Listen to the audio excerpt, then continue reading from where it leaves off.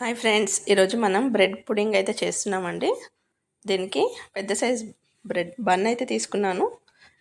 అలా కాకుండా 2 పావులు బన్ అయినా తీసుకోవచ్చండి. 2 ఎగ్స్, చక్కెర, ఒక టిఫిన్ నిండా చక్కెర అయితే తీసుకున్నామండి. దీనికి వెనిలా ఎసెన్స్ లేదంటే కస్టర్డ్ ఫ్లేవర్ అది తీసుకోవాలండి.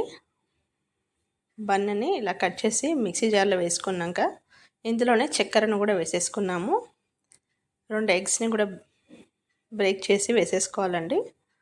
ఇందులోనే వెనిలా ఎసెన్స్ని ఏ ఎసెన్స్ ఉన్నా అది వేసుకుంటే మనకి ఫ్లేవర్ అనేది బాగుంటుందండి.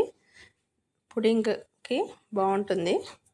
ఇందులోనే మనం పెద్ద గ్లాసుడు పాలను అయితే వేడి చేసిన పాలను వేసుకోవాలండి. నెక్స్ట్ మొత్తం వేసుకున్న తర్వాత దీన్ని మనం మిక్సీ పట్టాలి. ఇందులోనే మనం కొంచెం కస్టర్డ్ ఫ్లేవర్ని ఒక స్పూన్ని కలిపేసుకుందాము. పాలల్లో కలిపేసి దాన్ని కూడా అందులో మిక్స్ చేద్దామండి. ఇది మనకి మ్యాంగో ఫ్లేవర్ వస్తుంది కాబట్టి డిఫరెంట్గా ఉంటుంది. టేస్ట్ అనేది చాలా బాగుంటుంది. ఇలా ఒకసారి ట్రై చేసి చూడండి. ఓకేనా ఫ్రెండ్స్, ఒకసారి కలిపేసుకొని దీన్ని కూడా అందులోనే వేసేసి బాగా దీన్ని మనం కేక్ లాగా వాటర్లో పెట్టేసి మనం బేక్ ఇవ్వాలండి. ఇందులోనే అది కూడా వేసేసుకొని మిక్సీ పట్టేద్దాం.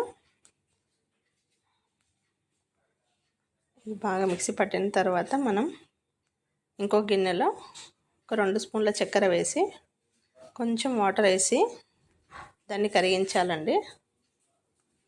ఇలా కలర్ వచ్చే వరకు మనం కలుపుకుంటూ మాడకుండా క్యారమెల్ని తయారు చేద్దామండి. ఇలా బాగా కలిపేస్తూ మరి మాడకుండా కలిపేసుకోవాలండి. ఇది బాగా దగ్గర పడిపోతుంది. తర్వాత మనం ఆ పుడింగ్ని దాంట్లో వేసేసి బేక్ చేయడమేనండి. టేస్ట్ చాలా బాగుంటుంది. అందరూ తినవచ్చండి. ఈ విధంగా ఒకసారి ట్రై చేసి చూడండి ఫ్రెండ్స్. కలర్ వచ్చేసిందండి. స్టవ్ అయితే ఆఫ్ చేసేద్దాం. మరి మాడకుండా స్టవ్ అయితే జల్దీ ఆఫ్ చేసేసుకుందాం. టిఫిన్ బాక్స్ లాగా తీసుకుంటున్నామండి. మీకు ఏదైనా బౌల్ తీసుకోండి. మనకి కేక్ షేప్ వచ్చేలాగా తీసుకుంటే సరిపోతుందండి. లేదంటే కాంచ్ బౌల్ అయినా తీసుకోవచ్చు. ఇలా మొత్తం క్యారమెల్ని వేసి స్ప్రెడ్ చేయాలి. ఇలా మొత్తం స్ప్రెడ్ చేసిన తర్వాత ఇందాక మిక్సీ పట్టిన మిశ్రమాన్ని అందులో వేయాలండి. అందులో వేసేసి మనం బాగా బేక్ చేయాలి. దీన్ని